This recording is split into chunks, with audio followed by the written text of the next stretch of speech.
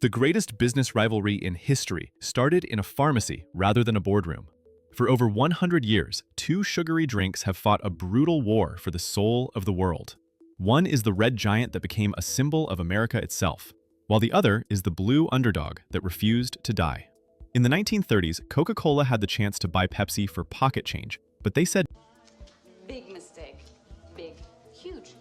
I have to go shopping now." no. That single decision sparked a century of lawsuits, space races, and sabotage. This is the story of how Pepsi rose from bankruptcy to almost kill the king of soda.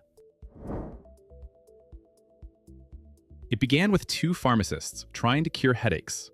In 1886, John Pemberton brewed a caramel-colored syrup in his backyard in Atlanta. He called it Coca-Cola, named after its two main ingredients of coca leaves and cola nuts. It was a hit. Cannot afford. Great success. 7 years later, and 3 states away, another pharmacist named Caleb Bradham created Brad's drink in North Carolina. He later renamed it Pepsi Cola, claiming it aided digestion. While Coke raced ahead to conquer the country, Pepsi stayed small. Nobody knew back then that these two Southern doctors had just started a war that would outlast empires. By the 1920s, Coke was a juggernaut, but Pepsi was dying. The post-war sugar market crashed, and Pepsi went bankrupt twice. Desperate to salvage anything from the wreckage, Pepsi's owners went to Coca-Cola with a simple offer to buy them out. They offered the entire company, brand name, and formula for just $50,000. Coke executives laughed them out of the room because they didn't see Pepsi as a threat worth buying. They saw it as a corpse. Between 1922 and 1934, Coke refused to buy Pepsi 3 separate times, which proved to be the most expensive no in corporate history. I've made a huge mistake.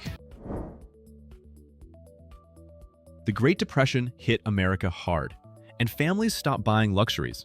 A nickel for a small bottle of Coke suddenly felt expensive. Pepsi, now owned by a candy store executive who bought it from bankruptcy court, saw an opening. He couldn't beat Coke on quality, so he beat them on quantity by selling a 12-ounce bottle for 5 cents. Coke sold only 6.5 ounces for the same price. The radio jingle, "Nickel, Nickel," took over the airwaves in 1939.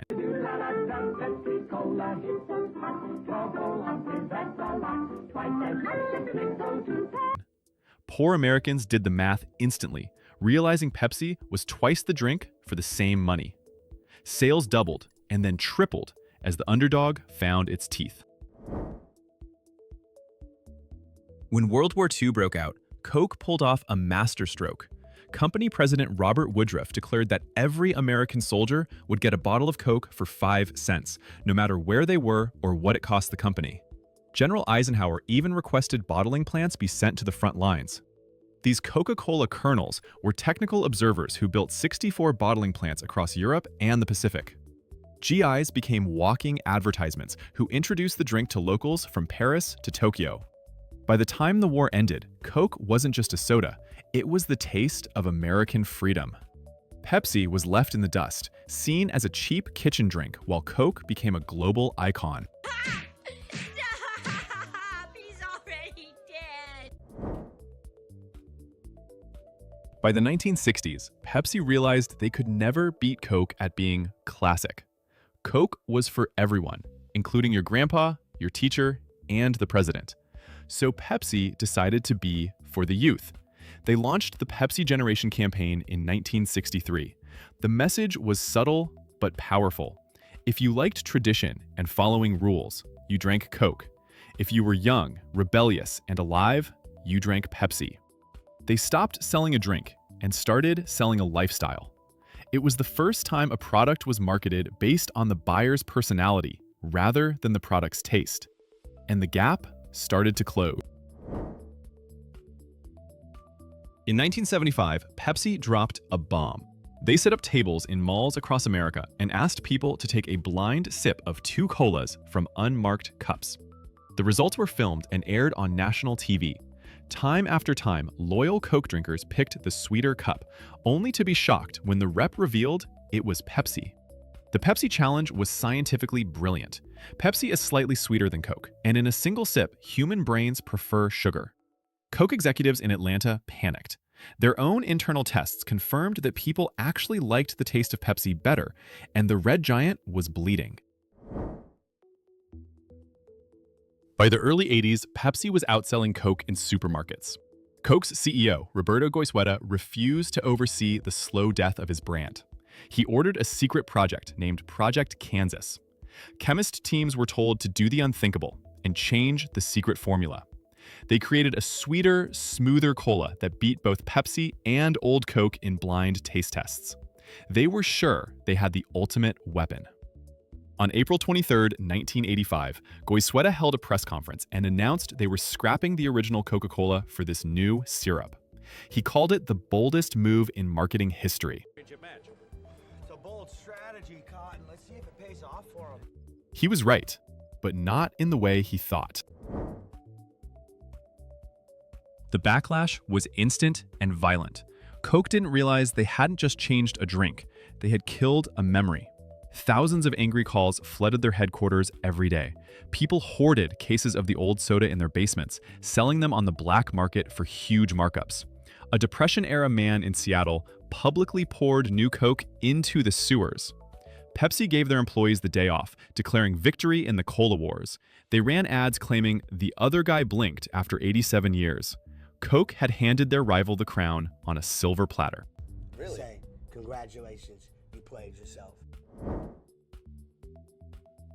79 days is how long New Coke lasted. On July 11, 1985, a humbled Coca-Cola interrupted national television to announce the return of Coca-Cola Classic. The news was so big, it interrupted breaking reports on a hostage crisis in Beirut.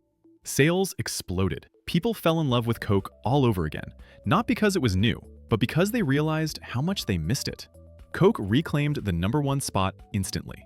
Some conspiracy theorists still argue Coke did it on purpose to destroy Pepsi's momentum, but company president Donald Keogh admitted they were neither that smart nor that dumb. The rivalry was so heated, it left the planet. In 1985, Coke spent $250,000 designing a gravity-defying can for the Space Shuttle Challenger. When Pepsi found out, they furiously lobbied NASA, demanding their own can be on board. NASA gave in.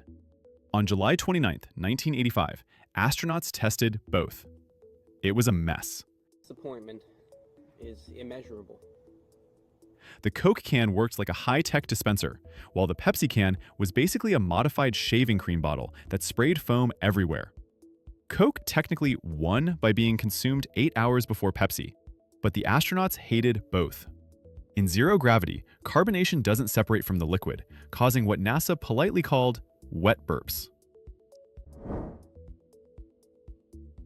In the early 90s, the world went crazy for clear products like clear soap and phone cases, leading to Crystal Pepsi in 1992. It was a massive hit that grabbed 1% of the entire US soft drink market in months.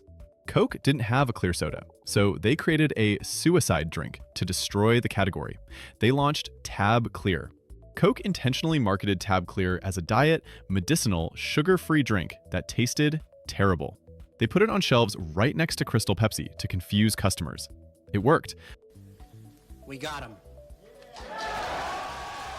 People assumed Crystal Pepsi was also a gross diet drink. Both products died within 6 months. Coke's CMO later bragged that it was a kamikaze mission to kill Pepsi. Pepsi's marketing got so aggressive, it landed them in federal court. In 1996, they launched Pepsi Stuff, where you could buy merchandise with points from bottle labels. The commercial jokingly showed a Harrier fighter jet for 7 million points. A business student named John Leonard did the math and realized he could buy points for 10 cents each. He raised $700,000 from investors and sent Pepsi a check, demanding his jet. Pepsi refused, saying it was obviously a joke. The judge agreed, ruling that no reasonable person would expect a soda company to give them a military aircraft. It remains the most famous failed contract in legal history. Decades earlier, Pepsi had merged with Frito-Lay, which turned out to be their smartest move. Today, when you walk into a Super Bowl party, you are likely drinking a Coke, but you are almost certainly eating Pepsi's chips. Doritos, Cheetos, Lay's, and Tostitos are all Pepsi products. This diversification saved them. When soda sales began to decline worldwide due to health concerns, Pepsi had a safety net. Coke had to stay the beverage king, but Pepsi became a food giant. In terms of raw revenue, the blue underdog often makes more money than the red giant. Show me the money.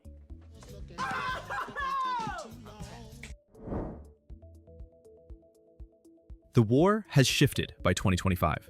It is no longer just about cola. It is about water, energy, and coffee. Coke spent billions buying brands like Body Armor and Costa Coffee, while Pepsi bought SodaStream and Rockstar Energy. In the stock market, the red giant still stands taller, with a market value nearing $300 billion this year, while Pepsi sits around $200 billion. Coke wins on profit margins because syrup is cheap to make. Pepsi wins on total reach because everyone eats chips. They have stopped trying to kill each other and started dividing the world between them. In the end, Pepsi did not kill Coca-Cola, but they did something more impressive by forcing Coke to be better. Without Pepsi, Coke would have stayed a complacent monopoly. Without Coke, Pepsi would have never innovated with wild flavors and bold marketing. They are the Batman and Joker of the business world, destined to fight forever. Whether you reach for a red can or a blue one, you aren't just buying a drink.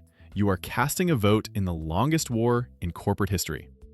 And judging by the billions of dollars both companies made this year, the real winner is capitalism itself. First of all, congratulations, Mr. Krabs. Hello. The 100-year war between Coke and Pepsi proves that sometimes your worst enemy is your best asset. They pushed each other to space, to court, and to the brink of disaster, yet both survived to rule the world. It makes you wonder, what would have happened if Coke had just spent that $50,000 back in 1930? Uncomfortable playing the supportive role. The world would be a very different, and probably much quieter, place. If you enjoyed this history of the Cola Wars, hit like and subscribe for more.